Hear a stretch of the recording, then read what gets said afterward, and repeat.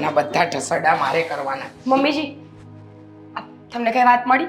હા, મને કોઈ વાત નથી મળી, પણ મારે તને વાત કરવી છે. આ ભાખરીનો લોટ બાંધ્યો છે, ભાખરી કરી રાખો. એ નવરી નથી હું, આખો દિવસ બધાના ઢસડા કર્યા કરું. પેલા છોકરા નાના હતા તો એમ ના કર્યા, વહુ આવી તો મને એમ કે આરામ હશે, પણ આરામના નામે તો જીરો. મને તો કાંઈ આરામ મળવાનો જ નથી. તો એક કામ કરો, પેલા ભાખરી કરો ને પછી છે ને જે વાત મળી ને એ પછી કરજો. હા તો બહુ સારું. પછી ભાખરી ખાવા જેવા જ નહીં રહ્યો તો વાતનો શું ફાયદો? તો કઈ વાંધો નહીં, હું ભાખરી કરી નાખું છું, વાત નહીં છોડો. લાવો. એટલે એમ કે આ પેલો હરામી આવ્યો હતો, તમારા દીકરાને ધમકાવીને ગયો છે. હરામી એટલે? અરે ઓલો સાગર દામિનીને મળવા આવ્યો હતો. તમને શું લાગ્યું કે તમે દામિનીને ઘરમાં પૂરી દેશો તો એને મળવા નહીં આવે એમ? બહુ હિંમતવાળો છોકરો છે, ઘર સુધી પહોંચ્યો હતો. નાલાયક. એની એટલી હિંમત કે આપણા ઘરે આવીને મારા દીકરાને ધમકી આપીને જાય. એક તો મારી વહુ પર ડોરા નાખીને બેઠો છે અને ઉપરથી પાછો આપણને ધમકાવે છે. તો વહુ પણ ક્યાં ઓછી છે? આંગળી આપી તો પોચો પકડ્યો ને. અરે પેલા ઘરનો રસ્તો બતાવ્યો જ ના હોત તો એને કેવી રીતે ખબર કે આપણે ક્યાં રહીએ છીએ, શું કરીએ છીએ ને આપણા ઘરમાં શું ચાલે છે? ના ના, પહેલા તો એનો મિત્ર હતો, સ્ટાફનો માણસ છે, અને વારે ઘડી એને લેવા મૂકવા આવતો. પણ મને તો ખબર જ હતી કે આ લખણવંતી એના લખણ બતાવશે અને બતાવ્યા જ લખણ. પણ હવે તો કઈ કરવું પડશે ને મમ્મીજી. આજ તમારા દીકરા સુધી પહોંચી ગયો છે, કાલ તો આપણા જ ઘરમાં આવીને આપણી સામે બેસશે તો શું કરવાનું? વાત તો સાચી છે તમારી મીરાબો. જો હાથ પર હાથ ધરીને બેઠા રહીશું ને તો કંઈ નહીં થાય. હા, આપણા હાથ નીચેથી જ હાને સરકાવીને લઈ જશે, અને દામિની વહુ જશે ને તો સૌથી મોટું નુકસાન આપણને બધાને છે. ખબર છે ને કેમ? એટીએમ છે આપણું, ખબર છે મને. હા, એની ટાઈમ મની. જો એ જતી રહે તો પછી આપણે શું કરવાનું? હા, બેંક જ જતી રહે તો પછી કોઈ કામનું નહીં ને. એને સહન પણ એટલે જ કરું છું કે એ આપણા ઘરની અંદર સૌથી વધારે કમાઈને આપે છે. હવે એ જતી રહી તો રૂપિયા જતા રહ્યા, અને રૂપિયા જતા રહ્યા તો આપણા બધા એસો આરામ જતા રહ્યા. સાચી વાત છે તમારી. આ દામિની છે ને ખરેખર એટીએમ છે આપણું, કારણ કે આદિત્યના એકના પગારમાં ઘર ચાલે એમ નથી. પણ મમ્મીજી, આપણે સાસુઓ કામના ઝઘડા કરતા રહીશું ને ત્યાં મેડમ ક્યારેક ના ઉડી જશે ફર કરીને.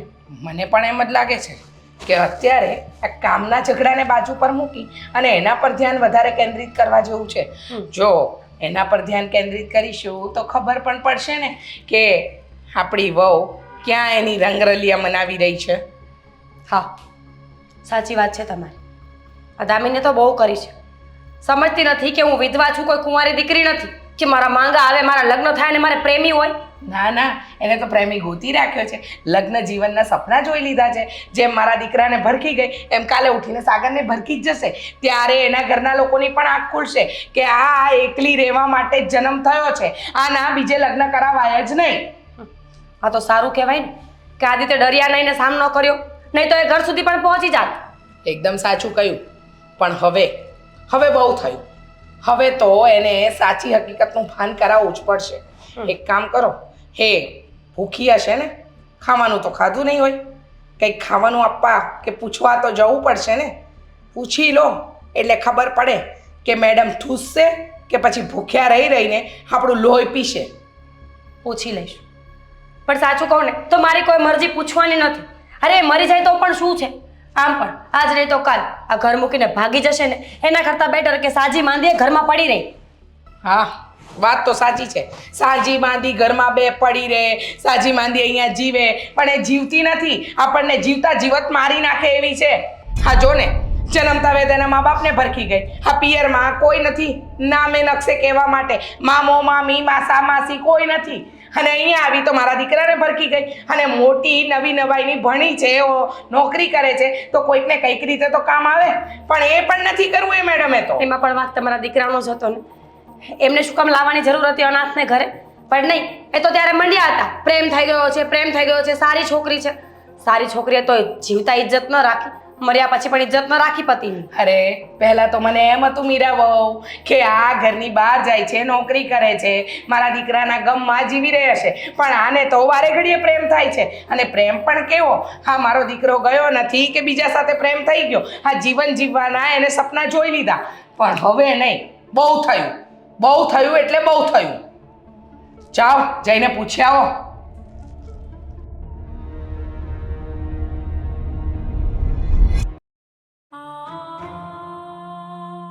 તો મિત્રો, મારી સાથે જે થયું એ મેં તમને લોકોને જણાવી દીધું છે અને હું કોઈ સિમ્પથી માટે નથી કહી રહી, પણ આ લાઈવ થવાનું રીઝન ખાલી એટલું જ છે કે તમે લોકો મારી વ્યથાને સમજી શકો. હું વિધવા છું અને મારી સાથે આ બધું થઈ રહ્યું છે એનું ખાલી એક જ રીઝન છે કે મેં આ દુનિયાના જે વિધવાના નિયમો છે એનું પાલન નથી કર્યું. બીજી વાર લગ્ન કરવા માંગુ છું. સફેદ કપડાં નથી પહેર્યા. દામિની શું કરે છે આ? ફોનમાં પછી વાતો કરજે લોકો સાથે. લે પેલા પાણી પી લે. તો જોઈ લીધું તમે લોકોએ, હું કંઈ ખોટું નથી કહેતી. મારા સાસરી વાળા મને હેરાન કરી રહ્યા છે દામિની અને આ વ્યક્તિ દામિની મારા ભાભી છે, મારા જેઠાણી છે. ભાભી, હા તમે જે કંઈ પણ કરો છો ને એ બધું લાઈવ આવી રહ્યું છે, પણ ઘણા લોકો આપણને જોઈ રહ્યા છે. જો તું શું કામ આટલી બધી ગુસ્સે થાય છે? હું માનું છું કે મમ્મી થોડા ગુસ્સાવાળા છે, પણ તેમની વાત તું ખોટું ના લગાડ. હું છું ને તારી સાથે, તારા બીજા લગ્ન કરાવાશે ને તો હું કરાવી આપીશ ને તને. તું શું કામ ચિંતા કરે છે? લે આ પાણી પી લે ને મમ્મી બહાર બોલાવે છે. ચાલ. ઠીક છે ને, ચાલો હું આવું છું, પણ આ લાઈવ તો ચાલુ જ રહેશે. આ લાઈવ દરમિયાન મને કંઈ થાય તો તમારા બધા પાસે આ વાતની સાબિતી રહેશે. અરે ના ના, તને શું થવાનું છે ગાંડી? એવું બધું ન બોલ. મમ્મી તો ખાલી વાત કરવા બોલાવે છે. ચલ. આ પેલો મળ્યો હતો અને મેં એને કહી દીધું કે તું દામિનીને ક્યારે નહીં મળી શકે, સમજી લેજે. કહ્યું મને, બધું જ મને કહ્યું મીરા વહુએ કે એ આવીને અહીંયા શું નાટક કરતો હતો, તારી સામે બોલ્યો, મન ફાવે એવું વર્તન કર્યું, પણ એ ઓળખતો નથી ને કે એનો પાલો કોની સાથે પડ્યો છે. હવે આ મીરાને કહ્યું છે કે તારે છે ને દામિની વહુ ઉપર હાથ ઉપાડવો પડે ને તો ઉપાડી લેજે, પણ એને સમજાવી દે છે કે હવે કોઈ ભૂલ ના થવી જોઈએ. હા, એ વાત તો એકદમ સાચી જ છે બેટા તારી.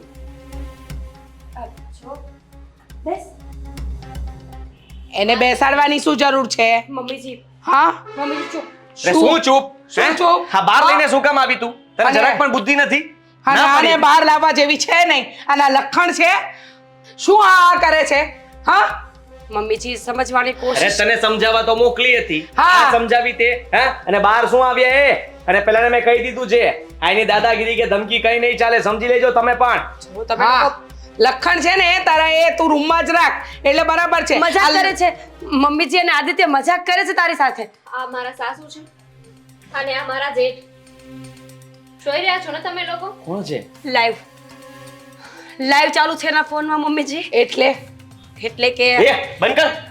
આપણે જે પણ કાંઈ વાત કરીએ છીએ ને એ 500 700 1000 2000 માણસો જોઈ શકે છે. વધારે આજે ડ્રામા થયો ને એના પછી તો ઘણા બધા લોકો જોવે છે. દામિની વહુ, તમે તો કેવી વાત કરો છો? હા, તમારે કઈ પણ વસ્તુની જરૂર હોય તો મને કહી દેવું તું ને.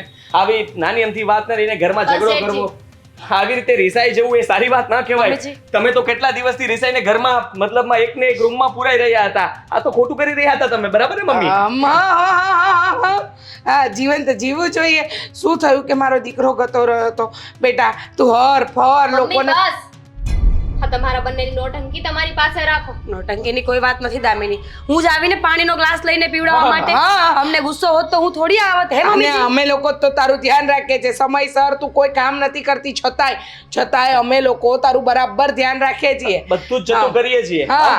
અને હા. તમે જો કે આવી રીતના ખબર આ નહીં. શું છે પણ આ બધું આવું બધું ન કરાય. મમ્મીજી, હા. ઓ હવે લાઈવ બંધ કરી દે. પછી વાત કરીએ આપણે. હવે તો લાઈવ શરૂ કરવાનું એક્ચ્યુઅલ રીઝન આવ્યું ને.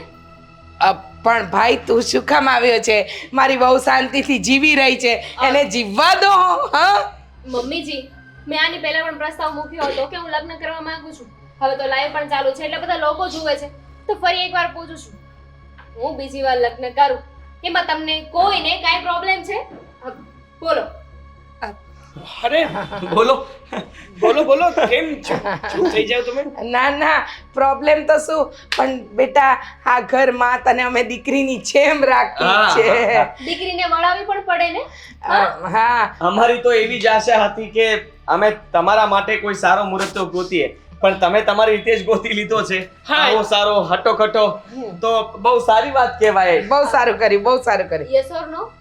હા તો કેવી રીતના મતલબમાં આપણે લાઈવ ની સાથે સાથે આપણે બંધ કરીને પછી આપણે ડિસ્કસ કરી શકીએ ને બધા. હા હા હા ના ના એકચ્યુઅલી છે ને મારે આ બધા સાથે વાત થઈ ગઈ છે. મેં એમને કહી જ દીધું છે કે તમે લોકો મને જે જવાબ આપશો ને એના પછીથી અમે કંઈક એક્શન લઈશું. તમે હા પાડશો તો અત્યારે ને અત્યારે આ ઘર મૂકીને હું જતી રહીશ, અને ના પાડશો તો વિડીયો તો છે જ, લાઈવ તો છે જ.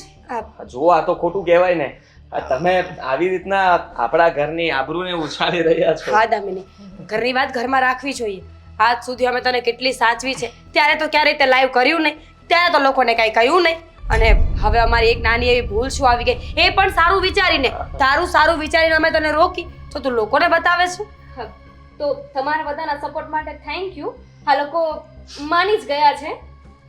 અને બીજી વાત એ કે એ લોકોએ કહ્યું ને કે મને બહુ સાચવી છે. ભાભી ભૂલી કેમ જાવ છો કે લાઈવ શરૂ છે? અરે, અરે દેખાય છે લોકોને, હું તો- અહીંયા પહોંચી જશે. જો. આ ઘર પર બધા પથ્થરો મારશે, કાચ બાચ તોડી નાખશે, સારું લાગશે? હા હા. અને આફ્ટર ઓલ બધા એક વિધવાને સપોર્ટ તો કરે જ ને. હા કરે કરે હા અમે પણ કરીએ આ જ છીએ. છે, અમારી આ જ છે. તો આ વિડીયો હવે હું થોડી વાર પછી અહીંયાથી નીકળીશ ને પછી પૂર્ણ કરીશ. પણ ત્યાં સુધી પહેલા એક વાત કહેવા માંગુ છું કે હું અને સાગર બંને લગ્ન કરવા જઈ રહ્યા છીએ. અમે લગ્ન કર્યા પછી કે એની પહેલા અમને બંનેને જો કાંઈ થાય ને તો એના જવાબદાર આ 3 વ્યક્તિ હશે. મારા સાસુમાં, મારા જેઠજી, તમારું સુંદર મોઢું દેખાડો, હા હા આ કેમ? મારા ભાભી. અને હા આ તારા લાઈવમાં હું જોતો હતો મારા ફોનમાં આપણા સિટીના પીઆઈ પણ જોતા હતા ને, એ પણ આ લાઈવમાં જોઈન્ટ છે. એટલે વ્યવસ્થિત પાછું એકવાર મોઢું બતાવી દેતો. હા કેમ નહીં? આ સાસુમાં હસો હસો. અરે જો જો હા કઈ વાંધો નહીં. મારા જેઠજી, બધાનું નામ સરનામું બધું મેં તમને આપી દીધું છે ને. તો સાગર, હા હવે આપણે નીકળીએ. હા અમે જઈએ છીએ. હા ચલો, જય શ્રી કૃષ્ણ. જમીન જાઓ ને. ના ના, શું જમીન જાઓ? અરે પણ હવે બીજું કરી પણ શું શકીએ? હા લાઈવ ચાલુ હતું. હવે મારે ઘણું પહેલાના મતલબમાં ચૂપ.